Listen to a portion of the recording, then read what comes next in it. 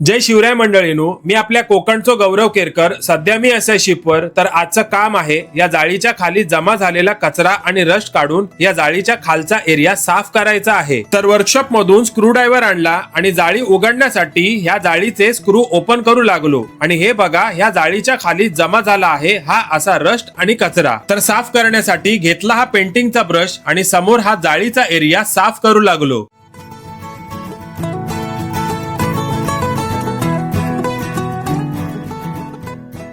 हा जो समोर तुम्हाला होल दिसत आहे तर तो आहे ड्रेनेज पाईपलाईन. तर रस्ट आणि कचरा असल्यामुळे पावसाचं पाणी या लाईन मधून जात नाही आणि सगळं पाणी डेक वर तुंबलं जातं. आणि आता बघा हा एरिया कसा साफ झाला आहे. तर असे कित्येक ड्रेनेज एरिया जिथे सेम असंच रस्ट आणि कचरा जमा होऊन पाण्याची लाईन ब्लॉक व्हायची, तर आजच्या दिवशी मी सगळं साफ केलं हे अशा प्रकारे.